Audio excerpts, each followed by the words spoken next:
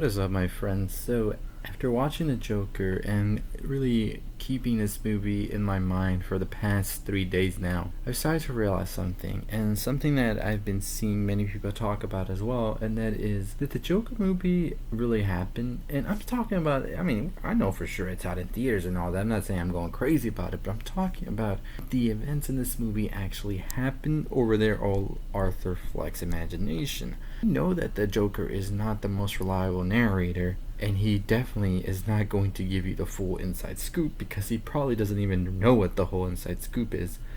But some of the things that we saw throughout the film make it seem that maybe some of the events didn't really happen, or maybe some of them did, but they didn't happen the way they did. And by that I mean, we know he wasn't on the Murray show earlier on when he was envisioning himself meeting Murray as Arthur Fleck and calling him a father figure he never had. And also his relationship with Sassy Beats never really was real. It was all in his mind, which many of us saw it and we were like, that sounds pretty crazy a relationship to even happen, as we saw in the film. When it comes to the ending and it cuts to black and we see him in Arkham Asylum, we're left thinking, wait, what the hell's going on? Because we see the car crash into him. So there's many ways to look at this. Okay, I'm going to back up a little. So one of the ways to see it is that everything happened up until the Murray show when he shot Murray, and then when the car came and crashed into him, he died. And everything else after that is just maybe him imagining or what he wanted to actually happen in it. You know, some daydream of sorts. That sounds a little too crazy, doesn't it? Another one is that when we see him earlier on in the film being in the asylum, in the white clothing that we see him at the end, it's still him in there, and he's just envisioning all of this happening and wanting it to happen, and by the end of it, it's not happening, you know?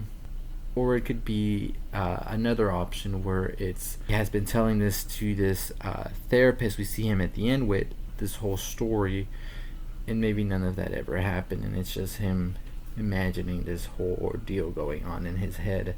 And I really like that one. I like that sort of we come back to Arthur Fleck retelling this story of him becoming somebody, because that's all he ever wanted to be, was to be somebody, to be known and just to be acknowledged. And this would definitely be that story that makes him the Joker.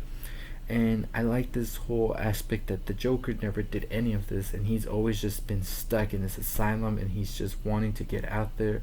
And this is how he imagines the world to be, because that's all he's ever known is just pain and suffering. And I thought that was a really clever way of putting it all together, if that is what the filmmakers put it in. Of course, you can look at this also being just a straightforward movie where we see this man descend into madness and end up in the asylum, and just like that. So I don't know, it's really crazy to start thinking about all these extra theories about the true meaning, the true ending of the film, whether it was all in Arthur Fleck's mind, whether it did actually happen, whether it's just memories he's recollecting and he's adjusting parts to his liking. I think that's a very interesting aspect to take this into.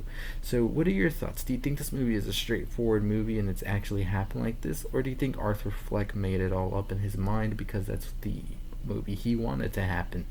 I really like to get your thoughts on this, and maybe we'll make another video talking more about this theory, but I just wanted to throw it out there. But you let me know your thoughts.